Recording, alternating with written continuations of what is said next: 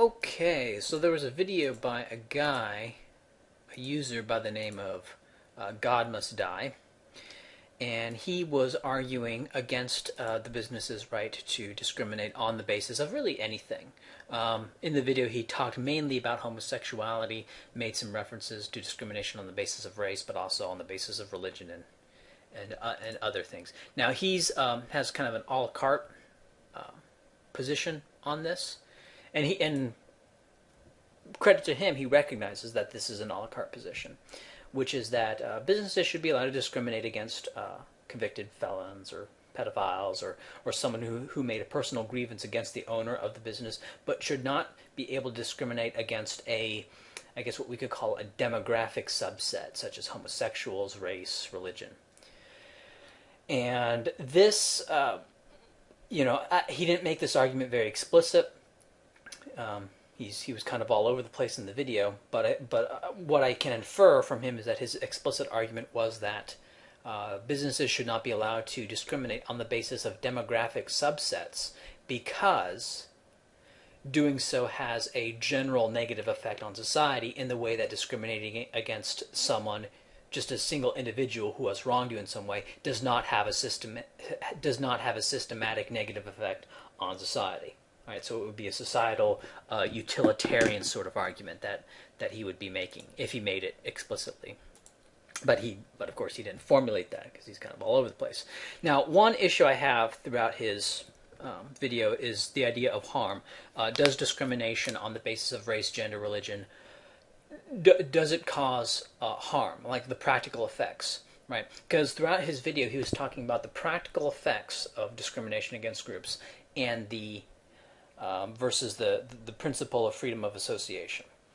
Now, regarding the practical effects, well, he didn't even talk about the practical effects of racial discrimination in terms of access to private services. Is that a good thing or a bad thing? Did that have a positive effect or a negative effect? Right. And he talks about it, and he laughs about the possibility of businesses discriminating against whites. That was very normal throughout the Jim Crow South, right? You had colored-only theaters, colored-only grocery stores, colored-only,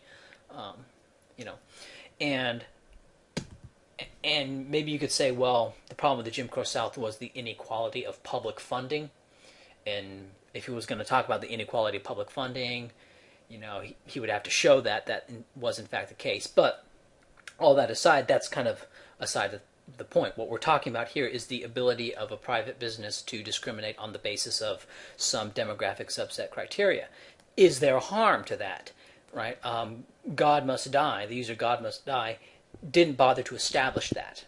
Right? And I think that's a pretty key thing to establish, because his argument is not based on some principled right to stuff. Right?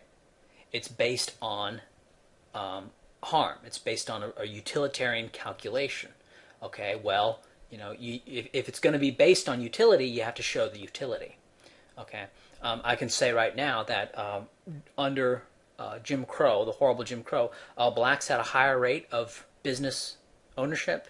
Right? Because one thing that is forgotten is that Jim Crow had a protective effect on black businesses, and when the Jim Crow laws were ended, suddenly white businesses could go into black areas and start serving blacks.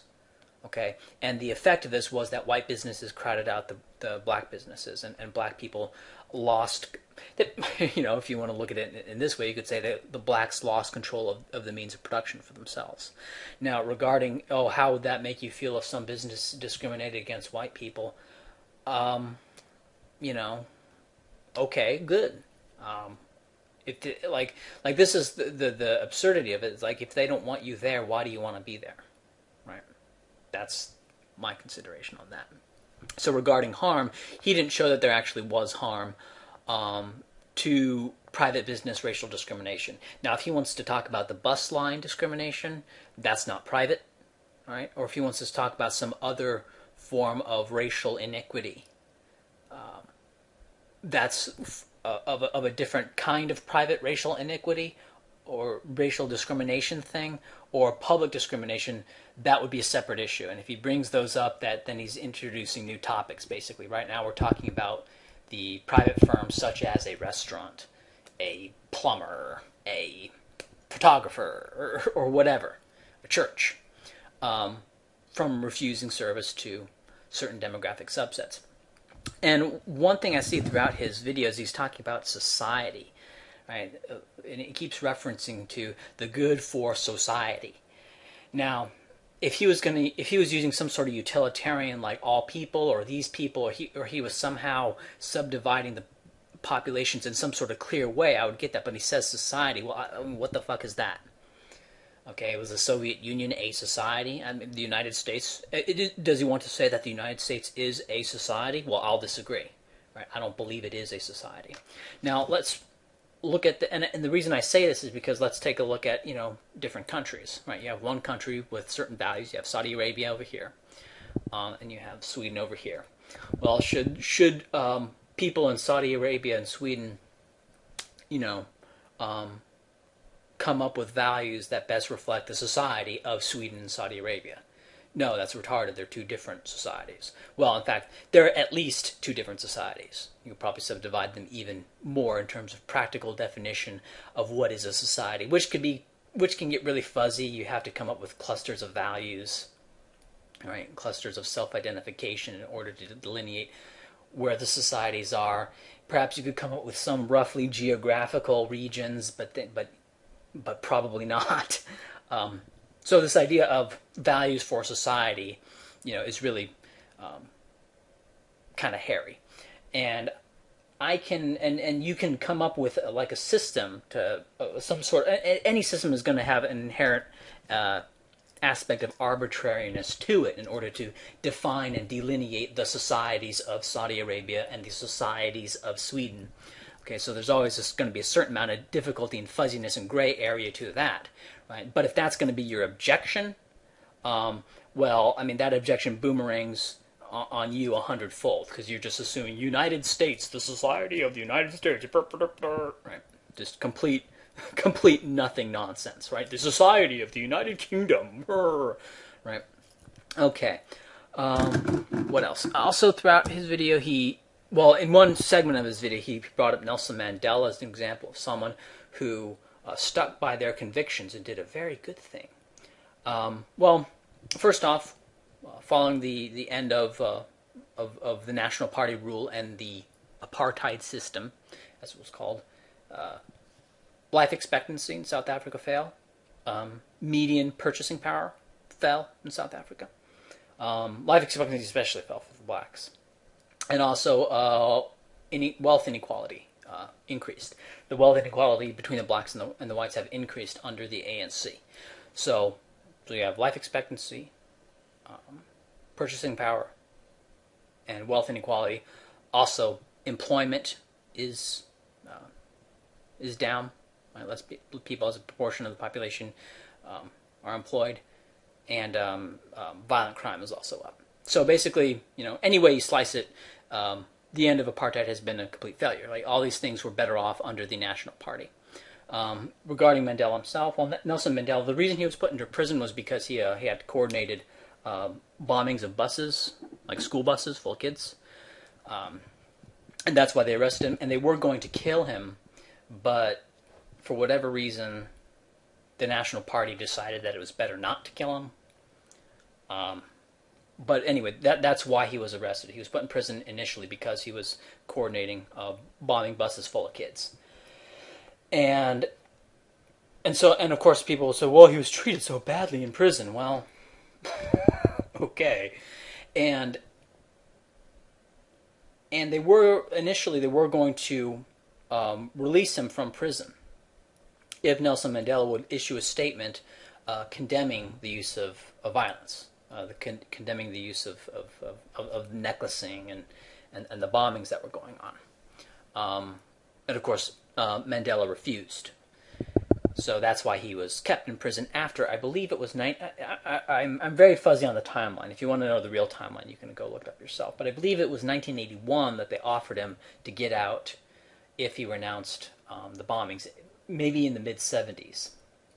And then later, as it looked like apartheid was going to go through, they asked Mandela to have a certain degree of white autonomy within South Africa, such as having a region within South Africa that was by whites for whites.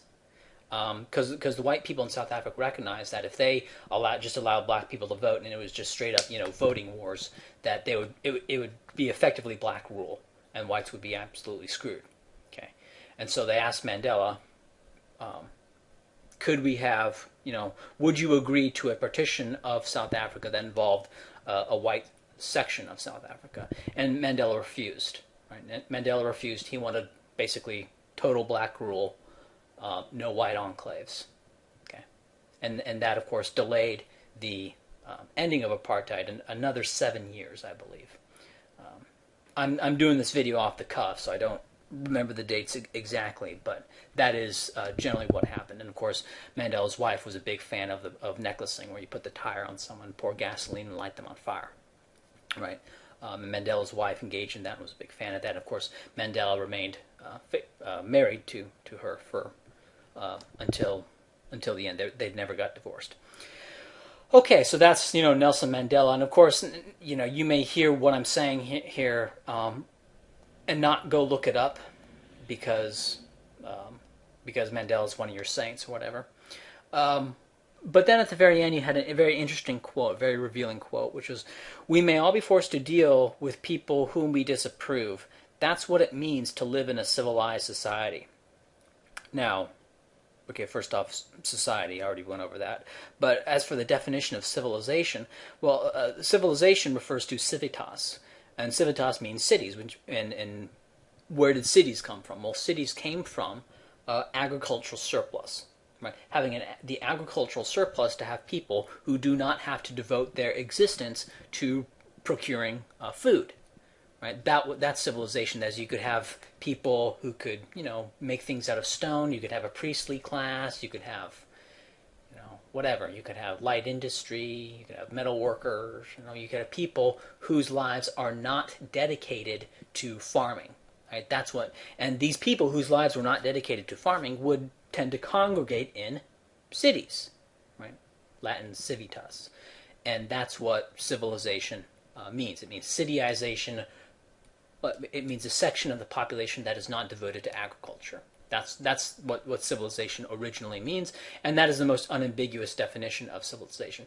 Any definition of civilization that refers to, rights or whatever, that's an ideological formulation. And if we look at the progression of technology into what is called the agricultural revolution, then into kind of blending into what is called the Industrial Revolution, all of these great progresses were done under a regime that today would be called monstrously bigoted on the basis of race and gender, on gender as well, and sexual orientation. Right, the idea that a business could not refuse service to a homosexual in 1800s Britain would be just silly. However, it was 1800s Britain that was the engine of technological advancement. Right, it was in this environment that the great expansions of industrialization and industrial agriculture, which further reduced the number of people who had to devote their lives to agriculture, and inventions in medicine and industrial production, which created the standard of living as we know it. All this came about in what today you would consider a horribly bigoted, right, social web of social norms. So the idea that civilization means being forced to deal with people who we disapprove, that's counterfactual. How you could imagine something like that is just beyond me. It's really dumb. And second off, and now this point is going to be a bit more esoteric and a bit more roundabout. The inability to discriminate leads to a homogenization. Right? If you're not allowed to discriminate on the basis of religion, right? Here in a very narrow sense in terms of allowing them into your shop. But if you allow, say, if you're a Muslim and you allow Christians into your shop, what that does is that breaks a barrier. Right? It breaks a barrier between the groups, and it sends them and it tells people And first off, another thing. This goes back to psychology. Is the Ben Franklin effect? Is that when you act nice to someone, you like that person more, right? When you act mean to someone, you hate that person more. So acting mean to someone is kind of a reinforcing cycle. Acting nice to someone is also a reinforcing cycle. So there's a Ben Franklin effect. So when you let in, if you're Muslim and you let in Christians into your store, the effect of that is that you will like Christians more, and you will be more open to Christianity and more tolerant of Christianity. And the long run result of this, just generally, just if we look throughout history, the long run result of these things, when you have, for example, religious groups that live in and amongst each other, is a blending of beliefs. Right? That's typically what you see. You see one of two things. One is war of annihilation, and one is blending of beliefs. And if you have the blending of beliefs, the end result is not having to deal with people with whom you disagree. It is dealing with people with the same beliefs, right? Beliefs become one. Beliefs become uniform. I would say that in the United States today, you have that regarding political views, right? And that the Republican and Democrat Party are basically have the same political views on just about every matter, including the only major cleavages. I mean, there's no real fiscal cleavages between the Republicans and Democrats. There's no real cleavages in terms of foreign policy, in terms of spending on domestic programs, in terms of domestic spying, right to privacy issues. The only real cleavage that remains between the Republicans and Democrats is rather nominal issues regarding rights to discriminate, and what to call gay marriage, right? Whether to call it marriage or to say it's civil unions, but not use the word marriage, right? So effectively, they're the same. But this homogenization of political views was not present in the United States, say in the early in the 1900s, when you still had a communist party that meant something, right, and a socialist party that meant something, and you had of course, a confederacy, right? The Confederate States of America that wanted to break off from the United States, right? So early on, you had much more ideological diversity in the United States, which has, over time, gone away, right? And so when you say we may all be forced to deal with people whom we disapprove, that's what it means to live in a civilized society. The great irony of this is that if you sustain a program of integrationism on the basis of race, religion, ideology, the end result is that diversity goes away. Okay? Diversity goes away, and you end up not dealing with people whom you disapprove, right? Which, of course, by your formulation here, that you kind of did it kind of at the end, so it's kind of half-baked. But based on your formulation here, that would be de-civilization because you're homogenizing beliefs and views, and also in terms of race, you're homogenizing the races, right? You get a racial mixing, right? Because the same thing occurs when you have racial groups come into contact with each other. One of two things happen. One is war of annihilation. The other is mixing, right?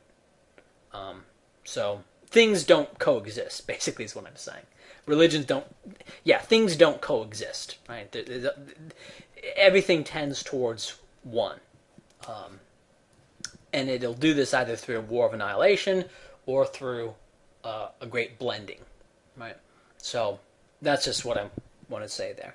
Anyway, so that was God Must Die's video. It was kind of silly, and one thing that was silly about it is that he recognized the arbitrariness of criteria of discrimination. He recognized that it was arbitrary. But most people don't. Most people literally don't think it through enough to go, wait a minute, because you ask a man on the street, should businesses be able to discriminate against black people, and they're going to go, no, because, well, the real reason is because that's what they were taught in school, okay, and then they'll rationalize that, right? Kind of like a Christian will rationalize why he believes whatever it is he was told to believe when he was a kid, right? You're taught things as a kid, and then the adult brain grows over that and then rationalizes that the childhood core. And that's what you have with businesses not being able to discriminate against blacks. And that's really why they believe it. And then they'll have some adult level rationalization. So, and you ask people, and they'll give you that reflexive kind of, childhood indoctrination response. But then you say, well, should businesses be able to discriminate against serial killers? And then that gets them thinking. Then they go, huh. And then the average man on the street is kind of like, well, wait a minute, I have a bit of a values contradiction here. God Must Die was aware of that values contradiction, even without me pointing it out. I didn't have to point it out. He was aware of it, like, right from the beginning. And even though he was aware of it, he still supports a double standard. And he supports a double standard, which is not, when the term double standard is used, it's almost always used pejoratively. I'm not using it pejoratively here. For example, I have a double standard regarding how to treat men and women, right? And I think that's a very good double standard. But I'm just saying that he has a double standard here, which is double standard in terms of should discrimination be allowed on the basis of demographic subsets and more personal issues. And God Must Die seems to be okay with discrimination on the basis of more personal issues, but not on the basis of demographic subsets. And he believes this and he holds to this double standard and believes that it is good to prohibit discrimination on the basis of demographic subsets for reasons which I think are kind of stupid. And that was the point of this video.